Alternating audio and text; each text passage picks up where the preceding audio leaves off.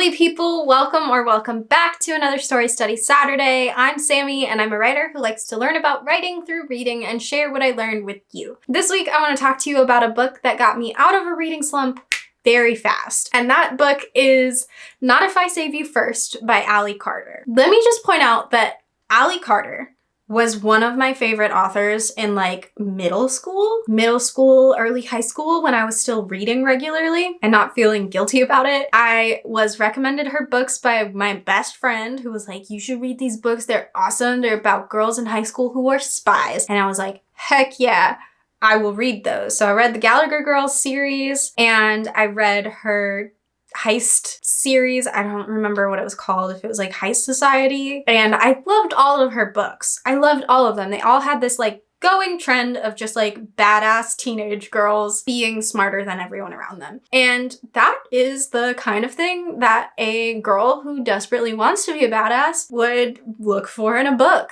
And let me tell you, she's got her brand, her niche. Her niche is spot on in every book that I've ever read. It's always there. It always gives you the same feeling. This book definitely was the right choice for a bunch of reasons. So here's a longer summary than I normally give. Just felt like there were so many things that needed to go in the summary that are just like the beginning of the story. And either way, here's the summary for the book. Maddie is the daughter of a high-level Secret Service man and the best friend of the first son, Logan. When something dangerous happens that puts her dad into the direct line of fire, he decides to leave his position at the Secret Service with Maddie to live off-grid in Alaska. For 6 years, Maddie doesn't hear from Logan, even though she's been writing him letters. Logan finally pisses off his dad enough that he wants to send him far, far away to be somewhere off the grid, and reunites him with Maddie. When Logan arrives, things start to go awry when the people who caused Maddie and her dad to move off-grid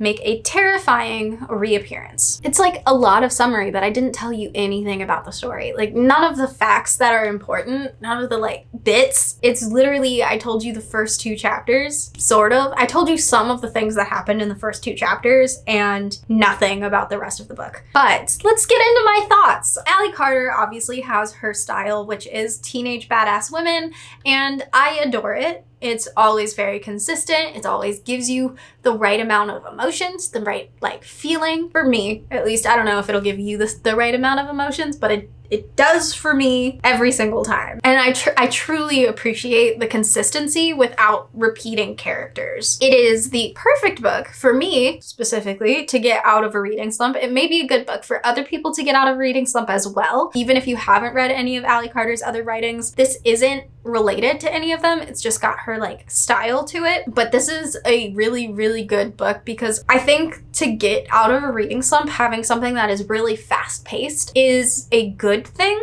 So books that take place over a short period of time, even though it's like a full book, the time span inside of the book is not very long. So while this book has like a couple of chapters acting as like the prologue to the story and then a chapter at the end acting as epilogue, it takes place over like 48 hours, maybe a little bit more, and it's all very high stakes the whole way through. All of the characters that we encounter have very distinct dialogue styles, with one exception, which I'll talk about in the improvement section. And the setting and the details that are within the setting and the conflict and all of that are really well thought out, and it feels strategically placed, like a game of chess that we're trying to follow. And it's very, very well done in that way. Like there's always something moving. So what do I think can be improved about this story? Jumping back to the dialogue styles. So Maddie and Logan were best friends at age 10. They haven't seen each other for 6 years, and they've developed into their own people without the reference point of each other. And they have the same way of like creating banter and sarcastic comments that it kind of makes it feel like generic teenager dialogue where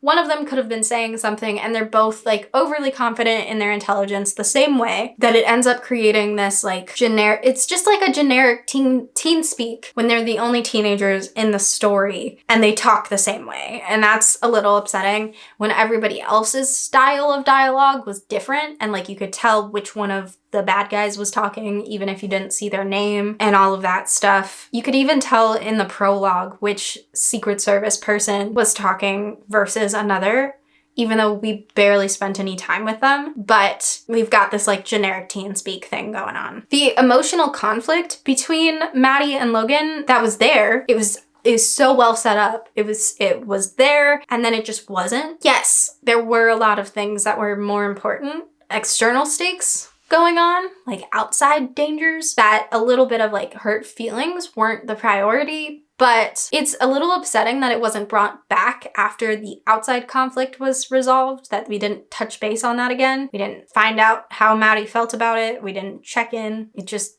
ended. Like, I want to know how she felt about it, and I just never will. And that's sad.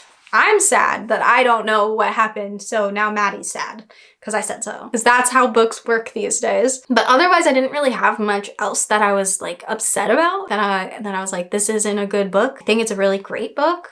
I just don't like those two things. So what can writers learn from this book? Multifaceted, badass female characters. For sure. This book is a good example of that. I think all of Ally Carter's books are a good example of that. She does it in a way that it's not like, oh, their personality is that they're a badass, and I really appreciate that, and that every one of her teenage girls who happen to be a badass also have their own personality and their own things that they value. Great example of that. It's also a good example of doing a childhood friendship into like a relationship love story, even though that's not like the priority of this story. It's just sort of in it on top of all of the outside conflict that they're trying to figure that out. But it's cute.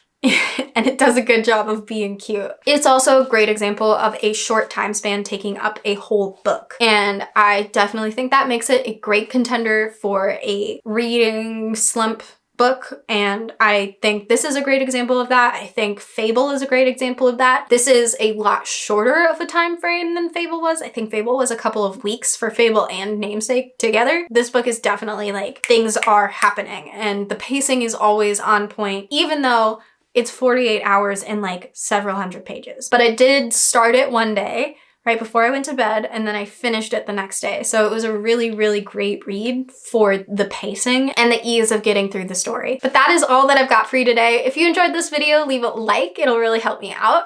Have you read any of Ally Carter's books? What were your thoughts? Were you also a youngin' like I was? This book came out while I was in college, so I didn't know about it because I was in like the biggest part of my reading slump. I was also not reading YA middle grade style novels like I was when I was YA and middle grade. Let me know what you think about Ally Carter's books. Let me know what you look for in a book to get you out of a reading slump, because that may come in handy. Let me know if you've got any book recommendations that you would like me to check out. Leave a comment down below. If you don't want to miss any of my uploads, hit that subscribe button and the notification bell. I'm here every Tuesday and Saturday for Writing Tip Tuesdays and Story Study Saturdays, so I will see you guys on Tuesday.